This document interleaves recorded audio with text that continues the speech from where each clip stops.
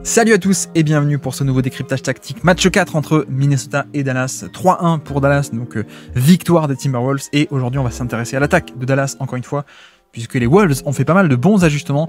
Et c'est vrai que notamment, c'est la meilleure performance défensive de Minnesota sur cette série pour l'instant. On peut regarder quelques chiffres avant de se lancer directement dans la tactique. Mais vous voyez que notamment, en termes de fréquence, le nombre de tirs selon les zones, très peu de tirs au panier pour Dallas, beaucoup de tirs à 3 points, mais qui ne sont pas, c'est pas par idéologie de l'amour du 3 points, c'est aussi parce qu'on a été forcé de prendre des 3 points un peu par dépit parfois, vous allez voir. Donc ça c'est en termes de répartition des tirs sur les zones du terrain, et puis en termes d'efficacité surtout. Une zone clé, c'est celle-ci, Dallas a été très peu efficace sur la zone des shorts mi-distance, donc un peu tout ce qui est zone des flotteurs. Et on va voir directement. Allons-y, première action du match, premier pick and roll. Et là, on fait pause en effet. Qu'est-ce qui se passe? On est de nouveau en drop. Voilà, c'est comme au match 1. Et ça a un peu changé. Alors, match 2 aussi, on l'a fait. Mais match 3, qu'est-ce qu'on a fait? On a tout tenté, littéralement, contre Doncic. Donc, on a fait des drops. On a fait des edge où, plutôt que drop, on est bas par rapport au niveau de l'écran. Pardon. Edge, on monte au niveau de l'écran. On a fait des blitz. On va au-delà du niveau de l'écran. On fait des prises à deux. Enfin, on a à peu près tout tenté dans cet espoir et cette philosophie de se dire on va lui envoyer plein de trucs à la figure, plein de trucs différents, comme ça il sait pas à quoi s'attendre. Et donc là, on est de retour sur du drop. Mais pourquoi est-ce que ça marche cette fois? Eh bien, parce qu'il y a un petit ajustement qui a été fait. Alors, on avait déjà un peu ça dès le début de la série, mais ça a été poussé, le curseur a été poussé à un niveau plus grand, je trouve. C'est que le problème du drop, on l'avait déjà dit, c'est que ça laisse tout cet espace en sortie de l'écran pour prendre de la vitesse et aller au panier. Sauf que, quelle est la différence ici? C'est que on vient apporter une aide depuis, non pas, c'est pas un 2 contre 2, on vient apporter un troisième homme qui va venir, regardez Michael Lee, qui vient aider agressivement sur le rollman, hop, sur Gafford, voilà, il bump Gafford, ce qui fait que Gobert n'a pas du tout à se soucier de Gafford qui va rouler au panier, il peut simplement rester et boucher l'espace pour Luka Doncic. Voilà, donc ça c'est vraiment l'ajustement clé, vous allez voir ces aides très très agressives de Minnesota qui a respecté beaucoup moins les shooters de Dallas et qui va forcer en fait la balle à ressortir. Non seulement la balle à ressortir, à ne pas être dans les mains de Doncic, mais surtout à ressortir à l'extérieur, c'est ce qui se passe ici. Donc en effet on a un drop, Edwards est en retard par rapport à l'écran, évidemment, il peut aller sur son spot, mais vous voyez que le spot, c'est bien gentil, mais il n'y a pas d'espace. Il y a Gobert qui attend au panier, le rollman il est couvert par Mike Conley, quitte à délaisser un shooter à une passe près, c'est ce qui est fait, ça ressort, ça attaque, et même quand ça attaque le close-out ici, de nouveau plein de monde dans la raquette, et on ne respecte pas les shooters, voilà, ça fait tourner, et donc tout ça pour se retrouver sur une isolation et un pull-up compliqué en fin de possession. Voilà, c'est vraiment l'idée de ce match 4, c'est que on a moins respecté qu'avant le spacing, et notamment on laisse pas ici en pick and roll en 2 contre 2, on peut continuer à faire un drop, hein, on n'est pas obligé de sortir de ce drop, on n'est pas obligé de faire un edge, on n'est pas obligé de se découvrir, de créer des 2 contre 1 sur le ballon, on peut rester en drop, et qu'est-ce qu'on fait pour protéger ce drop et protéger tout cet espace qui est laissé par le drop? On fait venir des stunts agressifs pour boucher l'espace et pour ralentir le porteur de balle ou alors le rollman comme ici, et voilà, et c'est ce qui va permettre en fait de rester en drop, mais de ne pas concéder autant que ça a pu être le cas avant. Donc voilà, isolation, pull-up compliqué. On est très content de concéder ça. On avance, deuxième action du jour. Regardez, cette fois c'est un double pick and roll, pick and roll à 2 écrans. Donc Mike Conley notamment qui est sur le premier. Pourquoi? Parce que lui ne veut pas switcher, donc il va faire un hard edge and recover. Voilà. Ça, il se passe rien sur l'écran. On appelle un deuxième. Le voici, Gafford qui pose l'écran. De nouveau, Gobert qui est en drop. Et de nouveau, regardez le positionnement des stunts off-ball, enfin des joueurs off-ball en tout cas. Regardez à quel point Towns est déjà en plein dans la raquette et abandonne totalement le shooter à 3 points. Et pareil pour Mike Conley en tête de raquette. Donc voilà, que ce soit Doncic qui va débouler dans la raquette ou alors Gafford qui va rouler dans la raquette, en fait il doit déjà affronter 2 mecs, un en tête de raquette et un en fin de raquette qui vont potentiellement le bousculer. Et vous voyez que regardez à quel point Mike Conley vient aider sur le rollman. Voilà, il le tag. Il vient bumper, taguer le rollman. Voilà, en tête de raquette et puis en bas de raquette, il y aura Towns pour ça. Qui donc a délaissé des shooters ouverts à 3 points. Et donc là, Doncic ne fait pas la passe. Il prend le pull-up parce qu'il n'y a que cet espace. Hein. Forcément, avec le drop, hop, si on rembobine, Edwards est pris dans l'écran. Gobert reste en drop pour boucher l'accès au panier. Super. Le bump ici, c'est ouvert à 3 points, mais Doncic qui prend le pull-up et qui les met pas. Et c'est vrai que bon, il y a une partie de schéma qui a bien aidé Minnesota au niveau ajustement, mais il y a aussi une partie de shot-making qui n'était pas là, côté Dallas, évidemment. Donc, c'est pas que de la défense de Minnesota, même si en partie, mais il y a aussi un aspect où voilà, ils ont moins mis de tirs qu'avant. Tout ce qui est un peu réussite pure sur des longs tirs à 2 points, sur des tirs à 2 points aussi dans la short mi-distance. voilà, c'est moins rentré qu'avant. Donc ça n'a pas aidé non plus à battre ces schémas, évidemment.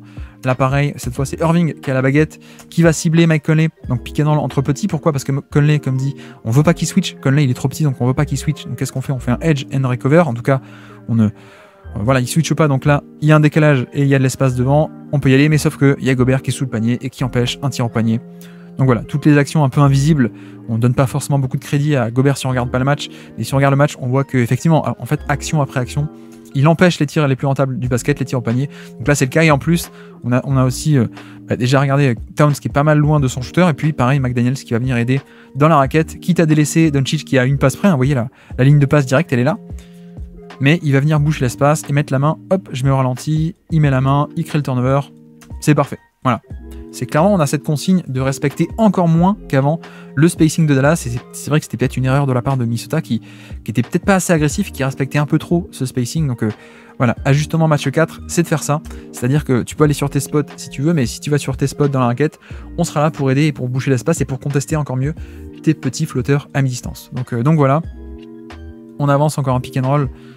Hop, pick and roll Doncic qui va cibler Gobert. Gobert qui est un peu bas par rapport au niveau de l'écran, toujours. Et pareil, regardez Mike Conley qui, depuis l'aile, vient se mettre là, dans l'espace. Voilà. Donc là, ben là, voilà. Là, habituellement, on aurait Doncic qui pourrait débouler parce qu'il y a de l'espace devant lui en sortie de l'écran. Ici. Mais sauf que là, il fait face à 2. McDaniels a le temps de revenir. Doncic n'accélère pas. Ok, super. On a absorbé le décalage, nouveau pick and roll cette fois-ci, on y va, de nouveau Mike Conley, regardez, qui abandonne son shooter qui est pourtant à une passe près, une passe directe de l'action, et pourtant il l'abandonne, il reste dans le gap en tête de raquette, ok, toujours rien, tout est absorbé, donc le contre-move, c'est que si Mike Conley dézone, on coupe dans le dos, c'est ce que fait Derrick Jones, super, mais qui est dans la raquette, encore une fois, une action de Rudy Gobert, qui cette fois vient non pas empêcher, mais contester le tir au panier. Et donc voilà, comment est-ce qu'on arrive à freiner un peu plus ce pick and roll de Doncic tout en restant en drop, hein, parce que là on est resté en drop, hein, on n'a pas fait une prise à 2 agressive pour le forcer à lâcher la balle, non, on reste en drop, mais en fait on reste pas en 2 contre 2, on amène un 3e, voire un 4e, ou un 4e de ce côté fort, côté faible, on s'en fiche, mais là on est en 3 contre 2. Quitte à délaisser, donc si on est en 3 contre 2 sur le ballon, ça veut dire qu'il y a quelqu'un qui est ouvert, mais c'est pas grave, c'est un mauvais shooter, c'est un shooter moyen qui a été réussi sur les playoffs, mais on préfère en fait miser sur des 3 points ouverts de Derrick Jones, de PJ Washington, plutôt que sur des drives et des flotteurs un peu plus libérés dans la raquette de la part de Doncic. Et puis en plus, on a Gobert qui peut être autour du panier pour empêcher tous les tirs au panier, hein, comme je vous ai dit. Hein. Je vous ai montré la stat, hein. Hop, je remonte à peine 22% de tirs au panier, c'est dans le 9e centile, donc à peine mieux que 9% des autres matchs NBA de cette saison. Donc c'est extrêmement peu, et tout ça, vous allez voir que action après action, c'est la présence de Gobert, évidemment.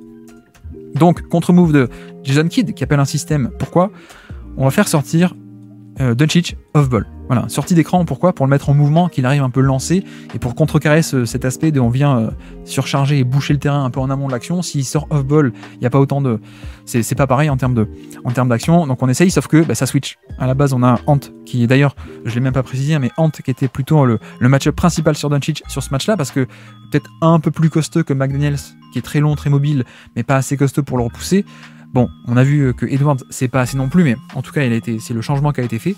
Et puis, sauf que là, ça switch sur l'écran, donc McDaniels sort, et donc l'espèce de zoom action là, un dribble 9 plus un écran pour Doncic, c'est annihilé, pas de décalage parce que ça a switché, super. Dwight Powell qui a fait l'erreur de tuer son dribble, et donc turnover pour Minnesota. Voilà. On avance, nouveau pick and roll, et de nouveau le stunt, est-ce que vous le voyez ? Vous le voyez ici, donc pick and roll à 2 écrans, un premier écran de Washington, un deuxième de Dwight Powell, ici, voilà, Gobert qui reste en drop, et donc, techniquement, il y aurait plein d'espace pour que Doncic attaque, sauf que, pourquoi est-ce qu'il ne peut pas attaquer nord-sud ? Parce qu'on vient rajouter un 3e homme, un stunt agressif, qui pourtant, encore une fois, a une passe près d'un shooter, ici, mais qui vient boucher l'espace, qui vient ralentir, et protéger le drop en privant d'espace, en annihilant, en neutralisant l'espace que laisse le drop, ici, devant le ballon. Voilà, donc là Doncic ne peut pas sortir de l'écran et driver facilement sur sa main droite ici comme ça jusqu'au panier parce que y a un mec dans l'espace, donc il peut pas lui rouler dessus littéralement. Donc il revient sur sa main gauche, il n'y a pas d'espace. Le fait qu'il revienne sur la main gauche, ça laisse le temps à Edwards de revenir en position. Super, le terrain est bien congestionné. Ensuite ça va, hop, Gobert qui coulisse pour le 2 contre 1 au niveau de Doncic, et donc Mike Conley qui va coulisser à l'intérieur sur le roll. Donc voilà, parfait. Raquette complètement congestionnée, ça finit en paire de balles quasiment. Non, on récupère la balle tout de même. Et donc de nouveau, isolation et pull-up compliqué en fin de possession, un peu par dépit. Voilà, pull-up contesté et compliqué, fade away.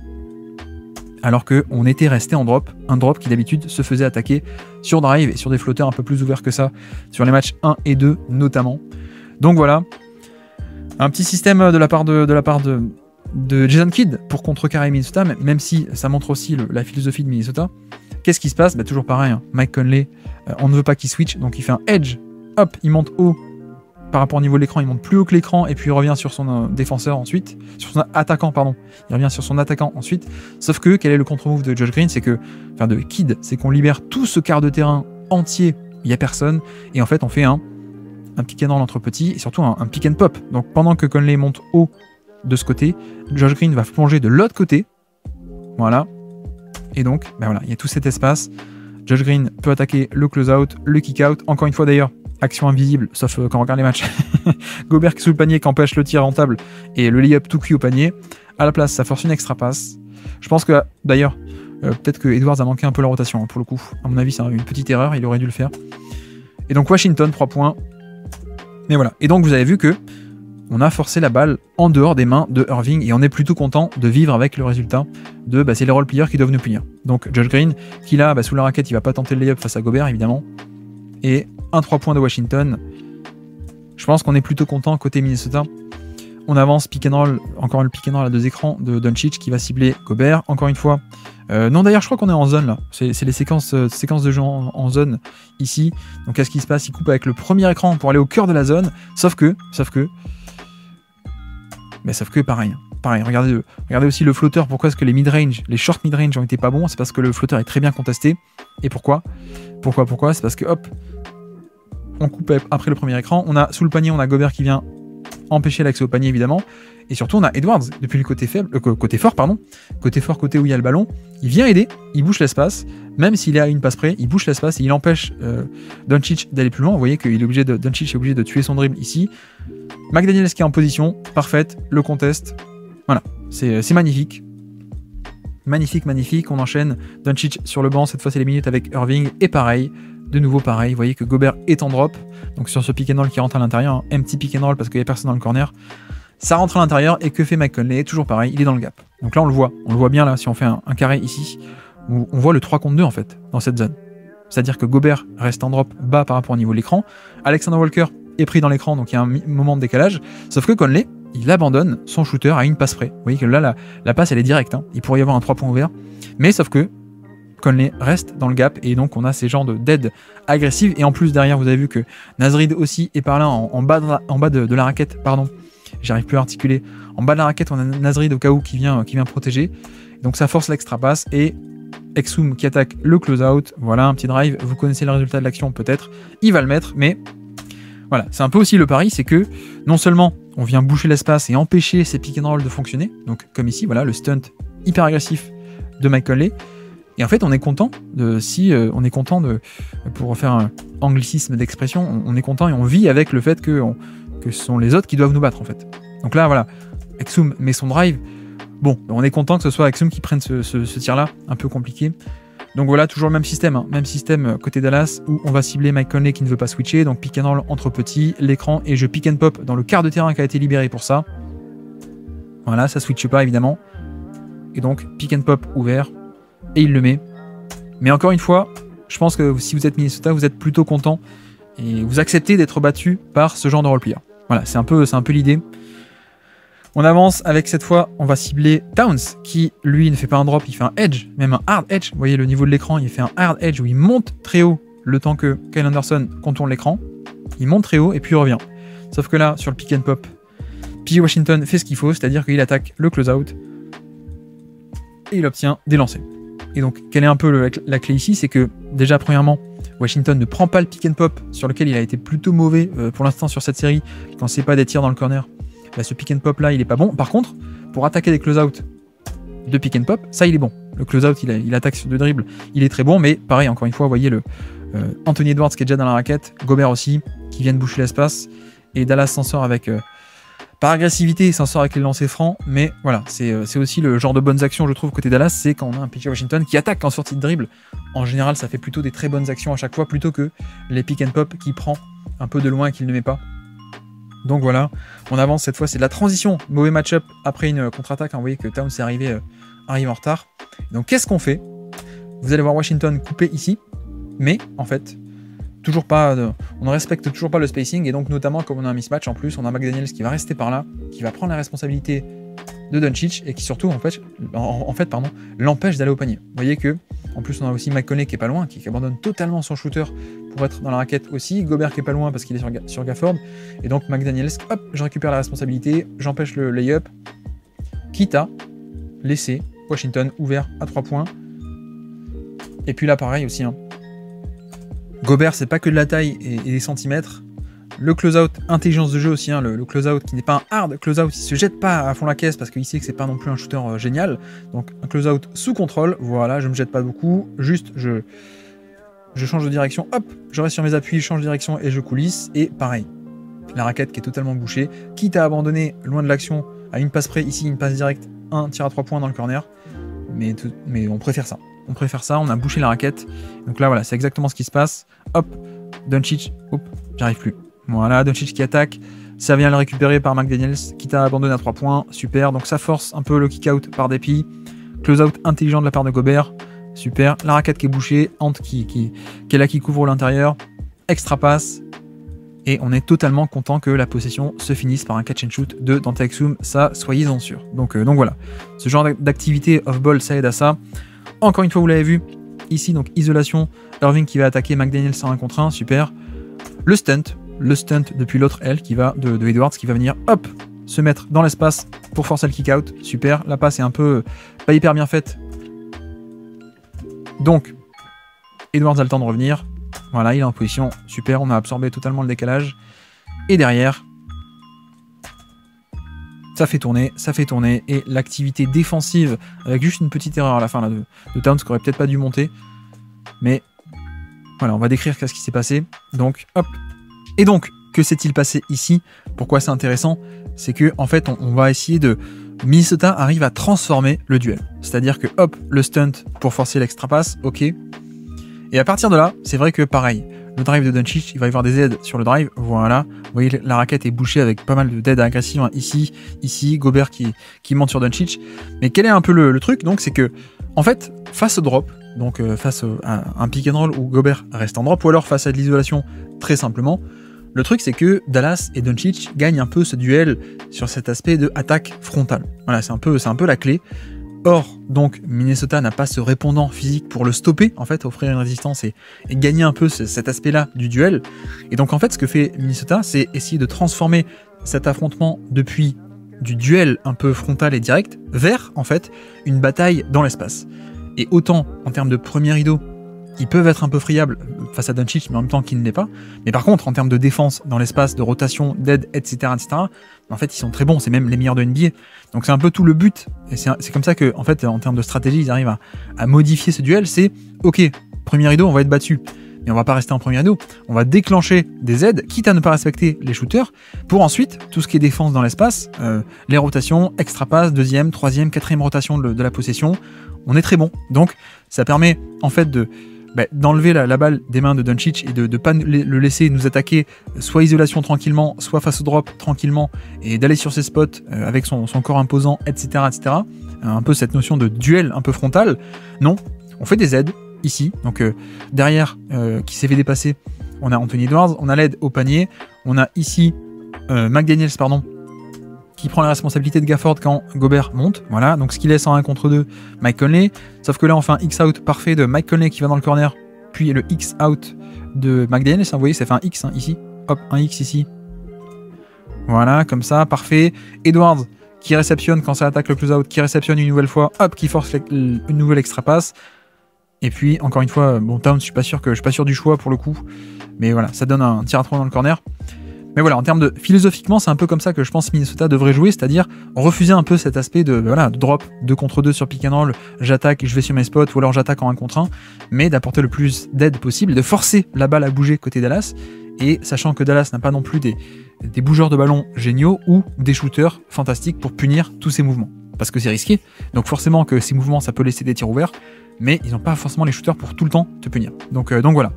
D'ailleurs, là pareil, ajustement de la part de Minnesota et de la part de Edwards, qu'est-ce qui se passe? C'est on passe sous l'écran. Voilà, pick and roll avec Maxi Kleber, ça reste en drop, ça reste bas par rapport au niveau de l'écran, mais comment est-ce qu'on fait pour protéger l'espace laissé par le drop devant là?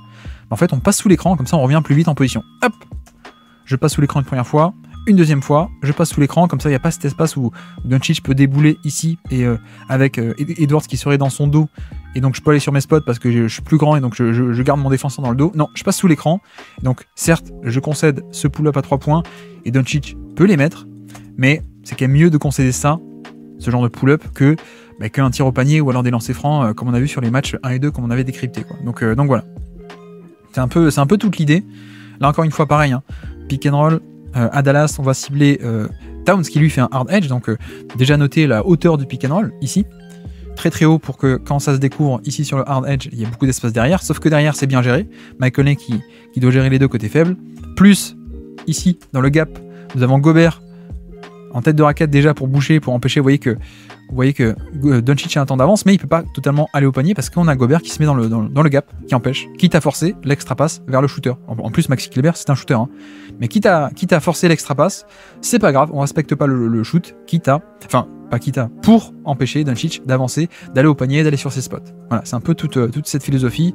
Donc Kleber ne prend pas le tir immédiatement, ça reset, et donc Doncic doit attaquer une isolation sur Edwards qui coulisse bien, voilà, ça va sur ses spots dans la raquette, ok, mais vous voyez qu'il n'y a pas beaucoup d'espace pour aller jusqu'au panier, il y a Gobert sous le panier encore une fois, et puis c'est aussi l'aspect ici qu'on disait, parce que voilà, ça c'est pas non plus un tir que Doncic ne peut pas mettre.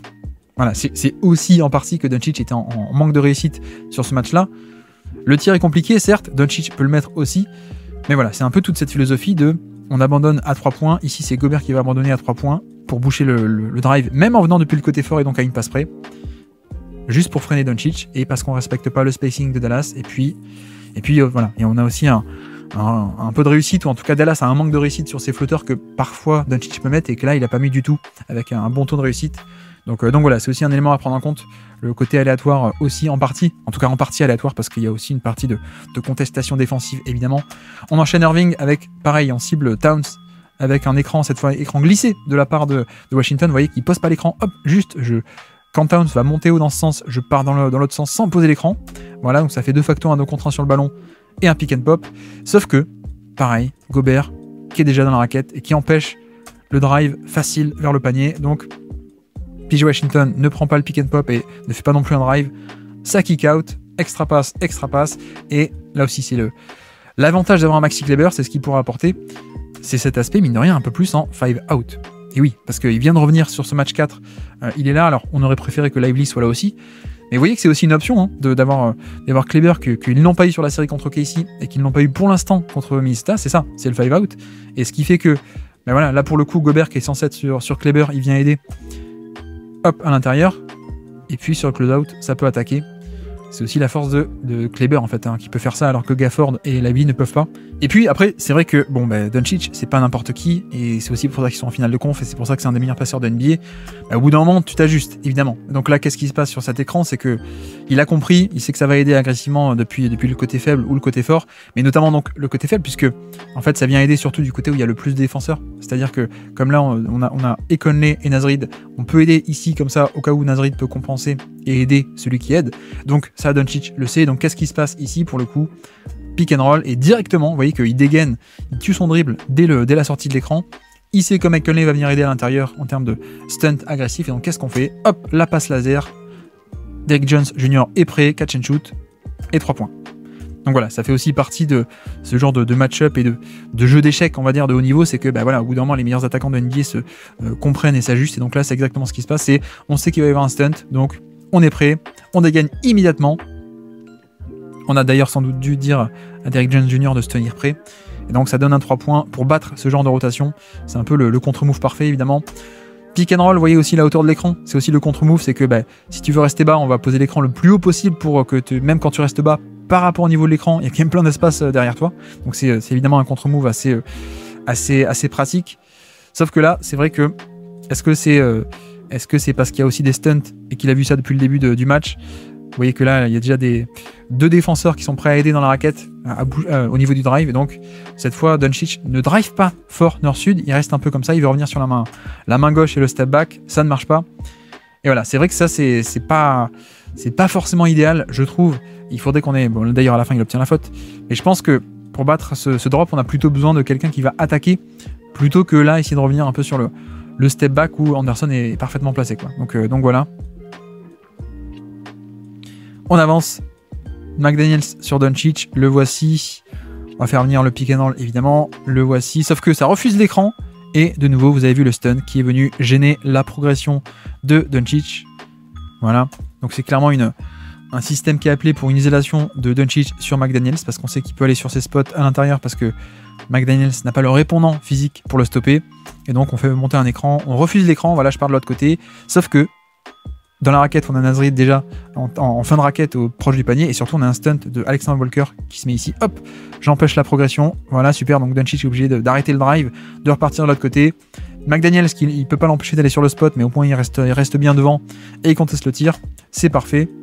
Et Doncic le manque. Voilà. Et c'est, encore une fois, c'est peut-être ce genre de tir que parfois Doncic a mis dans la série et peut mettre. Ok. Et puis autre ajustement aussi, évidemment, c'est le kick-out, c'est le driving kick.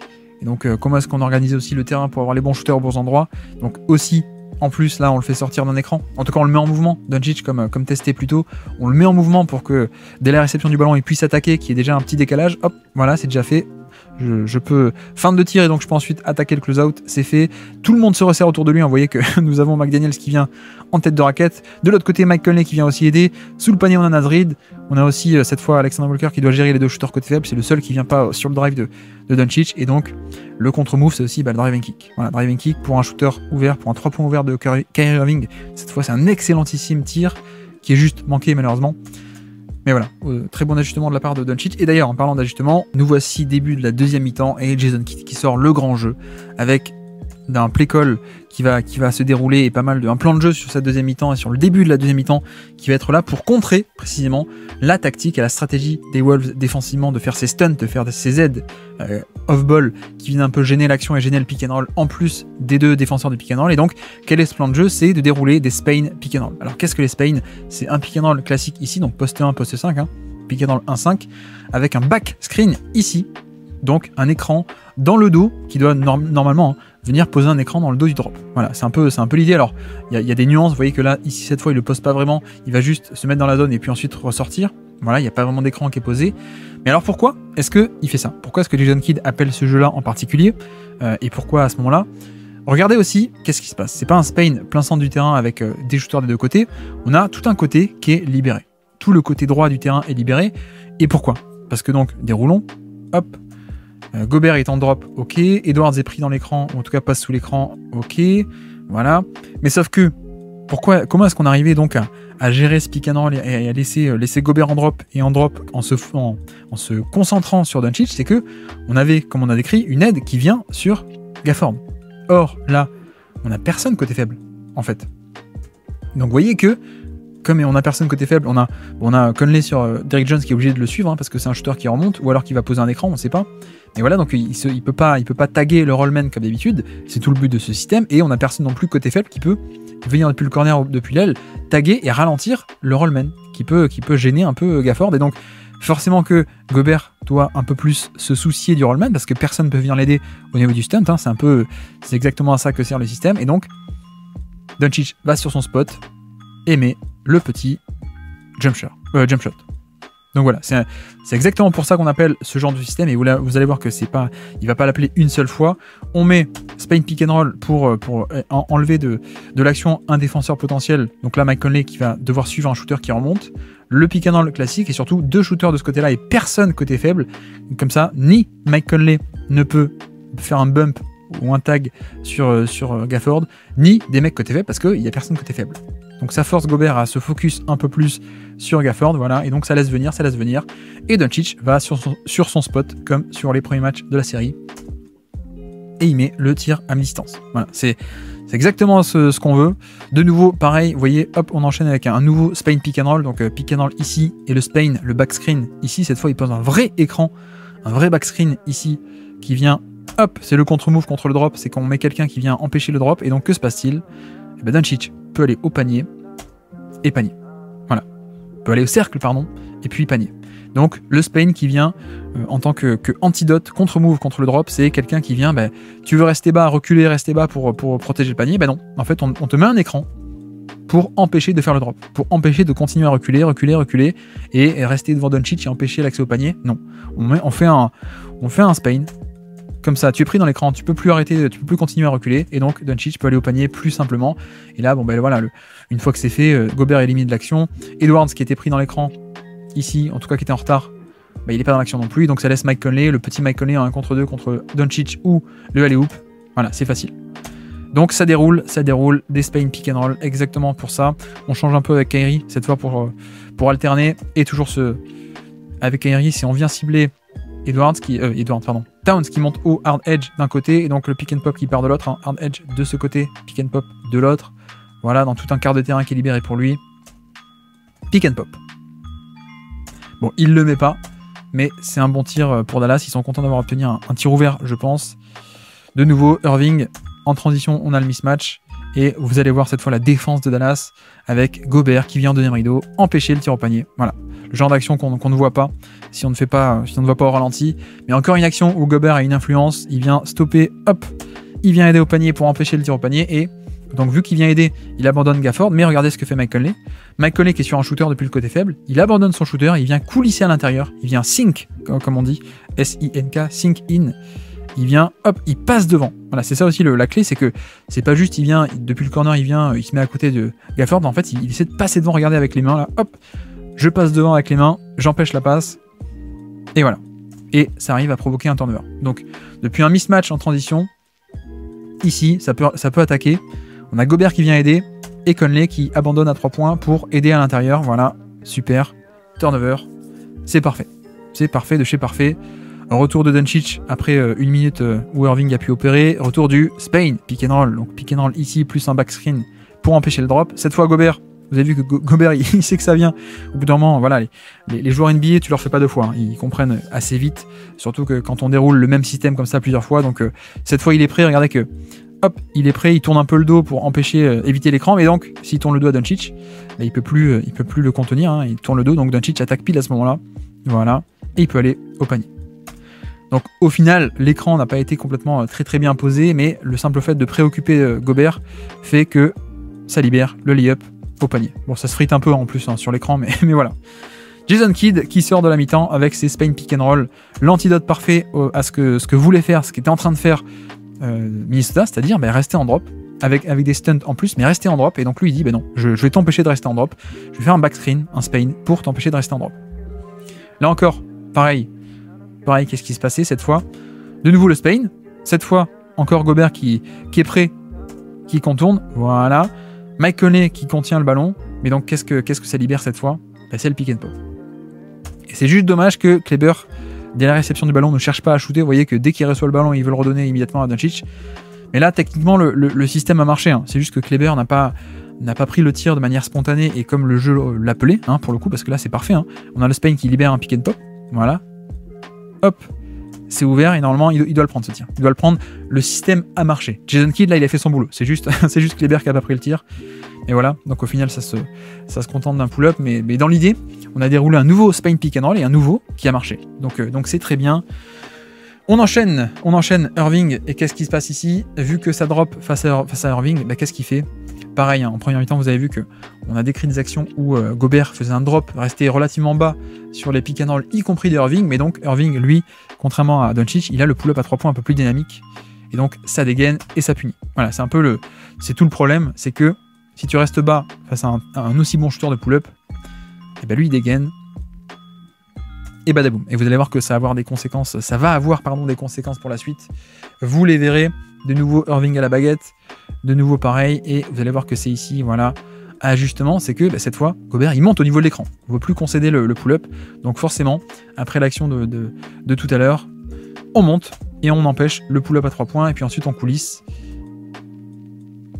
Et voilà, c'est exactement d'ailleurs c'est ce que pas mal de monde aurait voulu en tant que dernière possession du match 2, c'est exactement ce qu'a voulu faire Gobert, mais Doncic a réussi à changer de direction, et à prendre quand même le 3 points. Mais voilà, c'est exactement ça. C'est-à-dire, je monte au niveau de l'écran, on empêche le pull-up à 3 points, je coulisse, et puis je conteste le tir dans la mi-distance. C'est parfait. Donc voilà, il nous a eu une fois avec son pull-up à 3 points, donc on s'ajuste immédiatement, et on empêche le pull-up. Cette fois, c'est pareil. Vous voyez, Doncic à la baguette avec PJ Washington.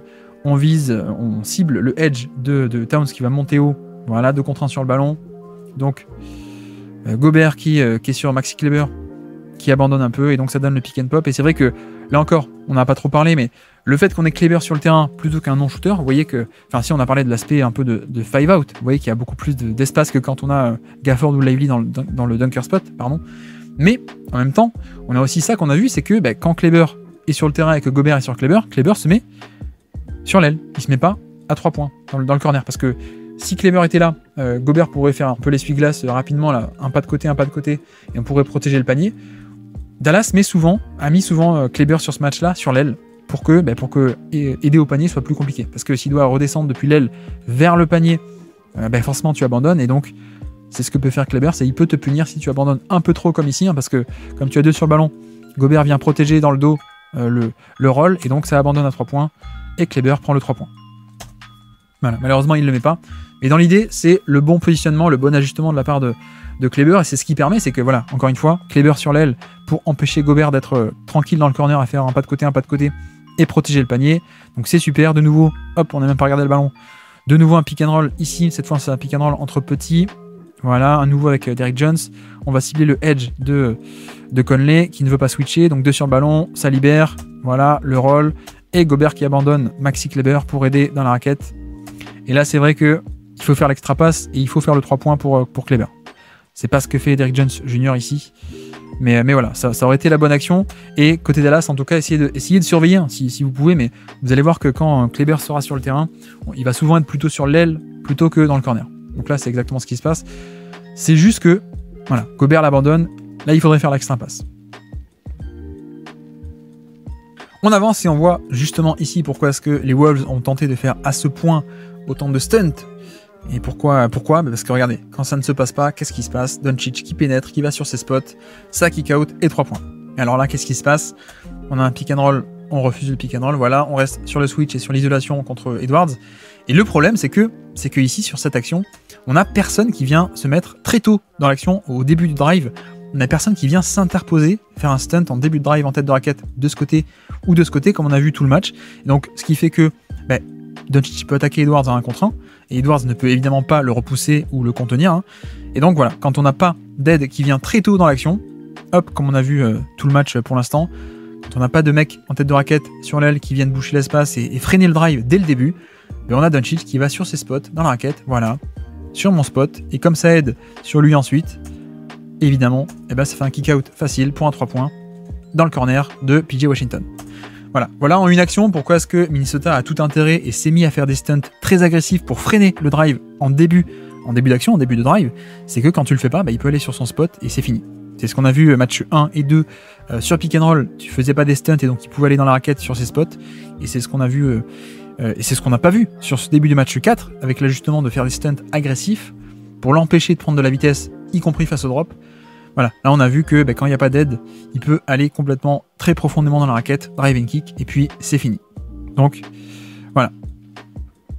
Là c'est pareil, vous voyez que isolation de Irving, hop, qui va récupérer la balle, voilà, il a le switch face à Anderson, donc il va attaquer, et là on a une aide qui vient, donc, un dézonage en tout cas, un dézonage de la part de Naz Reid par rapport à Washington, et puis une aide aussi de la part de McDaniels, qui fait que voilà, il a battu son 1 contre 1, mais en fait c'est un 3 contre 1 au panier. Donc tir contesté, et voilà. Donc ça part aussi du fait que on respecte pas forcément énormément le spacing de Dallas, bien sûr. Donc on peut aider agressivement et sans être puni. Bon après l'organisation là est pas top en termes de spacing. Donc voilà, il n'y a pas de kick-out possible, c'est ça que je veux dire. On avance, balle à Irving, le voici, face à Alexander Walker, ça switch, voilà. Et de nouveau, qu'est-ce qui se passe?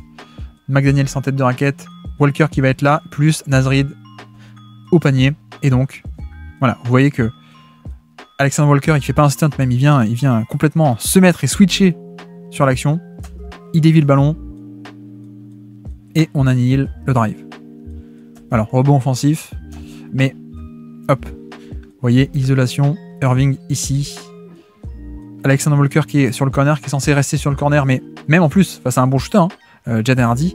Mais c'est pas grave, on respecte pas. On l'abandonne totalement, même à une passe près, une passe près facile pour un corner à 3 points. Hop, on coulisse. On empêche le drive. Et voilà. 4e quart-temps, on est parti et de nouveau. Pourquoi est-ce qu'il faut freiner Doncic le plus tôt possible? Parce que là, on se retrouve dans la situation un peu des matchs 1 et 2, et 3 aussi un peu notamment, mais matchs 1 et 2, où ça faisait un drop et personne venait freiner. Et donc Doncic profite de cet espace devant le drop, il va sur son spot, et là, c'est facile. Voilà. Pourquoi est-ce que ça fait des stunts pour compenser et aider le drop, pas laisser en 2 contre 2 avec tout cet espace devant. Sauf que Dallas organise plutôt bien son terrain là, parce que on met côté faible, on met quelqu'un mais dans le corner plutôt que sur l'aile, donc personne ne vient. Michael Lee, il vient pas s'interposer en tout cas cette fois-ci. Donc Doncic peut avancer, et quand enfin il y a des aides en toute fin de drive, le kick out pour un 3 points d'un bon shooter dans le corner. Et voilà. Donc c'est encore une fois une action où il n'y a pas forcément d'aide qui vient très tôt dans l'action, et donc Doncic peut aller où il veut et faire ce qu'il fait faire de mieux en fait, tout simplement. 3 points.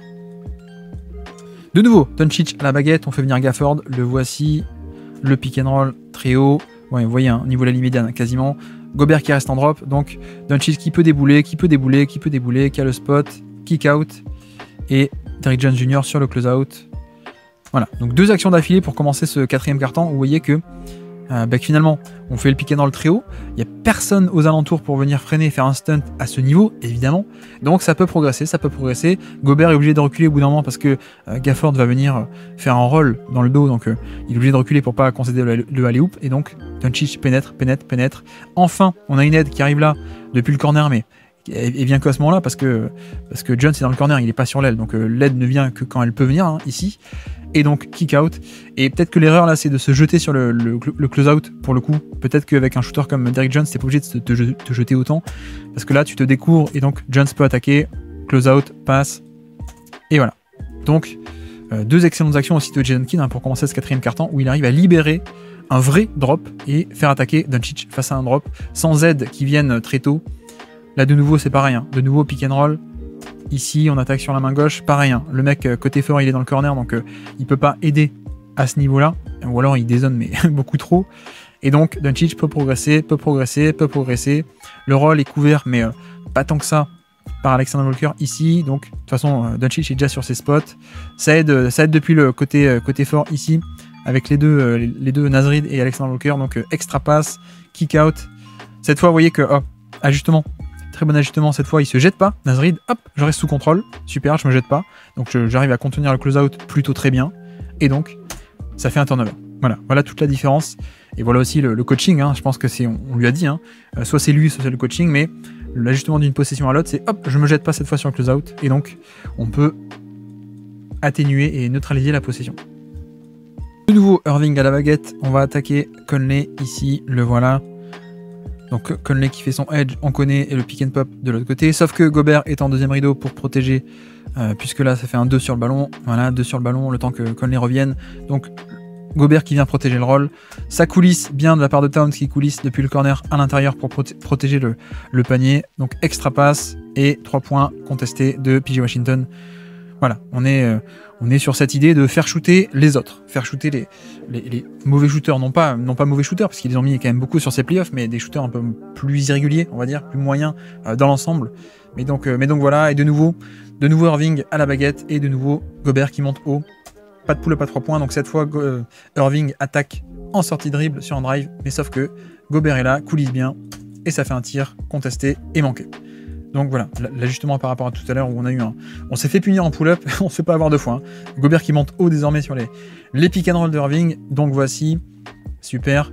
De nouveau, cette fois c'est Doncic qui est à la baguette, voilà, et de nouveau pas de stunt très tôt dans l'action, donc il peut aller sur ses spots avec Edwards qui passe sous les écrans mine de rien, voilà, il passe sous l'écran une première fois, personne ne vient le stopper parce que encore une fois, côté fort, le mec est dans le corner, donc personne ne peut venir depuis l'aile, voilà, donc il peut pénétrer, il pénètre dans la raquette, le kick out, côté faible, on était venu aider évidemment, donc shooter à 3 points ouvert, ça dégaine pas de suite, McDaniels qui défend Irving, l'aide en 2e rideau de Gobert au cas où, voilà, Ça fait tourner. Gobert, une deuxième action au panier ici de la part de Gobert. Parfait, ça empêche un tir. Ça kick out. Et Washington qui vient sauver la possession avec un tir un peu n'importe comment. Et puis même une deuxième action de Washington qui commence à nous faire une PJ Washington des playoffs 2024. C'est-à-dire un peu sauver des matchs et mettre des tirs. Qu'est-ce qui se passe ici? C'est Doncic et la baguette. On va cibler Towns avec Washington, donc Towns il va monter haut, faire son edge, voilà, donc ça file de l'autre côté en pick and pop, et cette fois ça prend pas le pick and pop, comme dit, oui il les a pas beaucoup mis pour l'instant, c'est pick and pop sur l'aile, mais ça attaque en sortie de dribble, ça attaque le close-out, ça va au panier, ça challenge Rudy Gobert et même ça met le panier, donc voilà, deux paniers back-to-back hyper importants de la part de Washington. Et puis on enchaîne avec Money Time, cette fois une zoom action pour Irving, donc un écran ici plus un dribble and off, un jeu de main à main, donc il va venir sortir des deux écrans et prendre la balle et enchaîner. Et toujours Gobert qui va attendre relativement haut, et donc cette fois on attaque en sortie de dribble, on va sur le spot, on prend le mid-range et on le met. Voilà, avec une question de timing et un peu d'éléments de surprise, donc le voici. Hop, vu que Gobert monte haut, on peut attaquer un peu plus, on s'arrête, l'arrêt très brusque à mi-distance, hop, pour libérer le tir juste assez ouvert et on le met. De nouveau Doncic ici, pick and roll avec Gafford et donc contre Gobert qui va attendre encore une fois un Gobert qui est en drop. Edwards passe sous l'écran pour essayer de revenir le plus vite possible dans cet espace, l'espace après l'écran pour gêner le drive, et donc ça passe sous l'écran, donc ça dégaine le pull-up, sauf que le pull-up est bien contesté et que voilà, encore une fois, je pense que les Wolves aiment bien concéder ça. Hein. C'est certes Doncic peut les mettre quand il les met, ça fait mal, ça fait très mal. Mais il n'a pas non plus une réussite incroyable sur ces tirs-là. D'ailleurs, personne. Hein. Mais voilà, c'est plutôt pas mal. Ça passe sous l'écran et ça empêche d'attaquer le drop. Donc voilà. Et puis ça enchaîne de nouveau Irving qui va attaquer. Vous avez vu Karl Anthony Towns. Et puis petite erreur dans ce Money Time. Erreur de Towns ici, cette fois face au ballon. Il fait des erreurs parfois mais là c'est face au ballon. C'est-à-dire que sur le pick and roll, il met trop de temps à faire son edge. Vous voyez qu'il sort pas du tout. Et donc quand Irving commence à attaquer, c'est trop tard. C'est trop tard, il peut pas. Le but du hard edge en fait c'est de barrer la route au porteur de balle et de le forcer à contourner. Sauf que là, c'est trop tard en fait. Hein. Irving est déjà de l'autre côté. Il est déjà de l'autre côté que Towns ne s'est pas monté. Donc voilà, là il est totalement libre. Il peut attaquer, donc 1 contre 2. On fait semblant, petite passe dans le dos, enfin passe à terre dans le dos de Gobert, et puis panier. Donc voilà, l'attaque des Mavs qui recommence un peu à retrouver des couleurs, ici cette fois grâce à une petite erreur de Karl Anthony Towns, et puis un step back à 3 points, encore un pull-up à 3 points, manqué par Doncic cette fois-ci. Pas forcément un tir hyper rentable, mais encore une fois, toujours le key to double avec lui, hein, ce côté, parfois je l'aimais, donc ça fait très mal. Mais donc là, très bonne défense de Anderson qui reste accroché, Gobert qui reste en drop encore une fois, et je sais pas pourquoi, je pense qu'il y a un peu cet amour parfois du pull-up à 3 points qui est un peu trop grand chez lui, je trouve, alors que c'est le meilleur driver de NBA, donc là il pourrait, en plus il a l'espace, hein, personne vient faire de stunt, il pourrait totalement aller au panier, prendre la faute ou alors prendre le flotteur ou challenger Gobert, sauf que là il avait décidé, en sortie de l'écran, il a décidé qu'il allait revenir faire un snake et revenir sur le pull-up à 3 points. C'est ce qu'il fait. Le pull-up en effet est relativement ouvert, même s'il y a un contest qui arrive aussi pas mal de la part de Anderson. Et voilà, là c'est un peu une occasion manquée pour moi parce qu'il y avait de la place pour faire un drive pour une fois et il avait choisi de faire le pull-up. Il a fait le pull-up plutôt que de lire et de réagir à ce qui se passe sur le terrain. Donc c'est un peu dommage, occasion manquée. De l'autre côté, les Wolves commencent un peu à s'échapper, à marquer des points offensivement. Et Dallas, ça patine, ça attaque Gobert qui cette fois, on part sur un switch ici, ça switch Gobert sur Doncic, mais pourquoi? Parce qu'il y avait déjà eu un pré-switch, ou en tout cas en transition, un mauvais match-up avec Conley, donc ça switch, voilà. Conley revient, vous voyez que Conley vient faire une prise à 2 pour libérer Gobert qui peut retourner ailleurs, voilà. La prise à 2, ça compense les rotations, le mouvement, et Gobert qui est au panier pour compenser et empêcher l'attaque de close-out, donc ça ressort. Et encore un tir manqué, encore un role player plutôt que Irving ou Doncic. Voilà. Donc ça c'est tout le truc de cette prise à 2 qui, voilà, on fait un switch et ensuite la prise à 2 qui vient, hop, Gobert tu peux t'en aller, McDaniels compense, Edwards compense et Gobert tu peux retourner au panier. Voilà, les rouages de la défense et donc Gobert peut être au panier, empêcher le tir et ça se finit en pull-up un peu contesté et heureusement Irving sur le rebond offensif mais le petit flotteur. Mais voilà, fin de ce décryptage avec, vous avez vu du bon, du moins bon, mais surtout le très bon ajustement de la part de la défense de Minnesota sur la première mi-temps avec ses stunts très agressifs, de très très bons systèmes aussi pour contrecarrer côté Jason Kidd. Après, c'est vrai que si on remonte aussi côté stats, on voit que certes, il y a eu des bons schémas et de très très bonnes choses qui ont été faites, mais à quel point aussi est-ce qu'il n'y a pas aussi un petit manque de réussite? Alors, un peu à 3 points, 35%, c'est quand même pas top. Je pense qu'on peut s'attendre parfois à un peu plus. Et puis surtout ce côté où ils ont eu les tirs dans la mi-distance, la short mi-distance, hein, les flotteurs, vous voyez pas mal de tirs en termes de fréquence, mais très peu en termes d'efficacité. Donc voilà, c'est aussi l'histoire de ce match. Et oui, ajustement défensif de Minnesota, mais aussi pas mal de tirs manqués de la part de Dallas. Donc rendez-vous au match 5 pour voir qui aura le dernier mot. En tout cas, qui pourra avoir le dernier mot ou alors prolonger la série si c'est Minnesota. On se dit à très bientôt pour un prochain décryptage tactique. Ciao.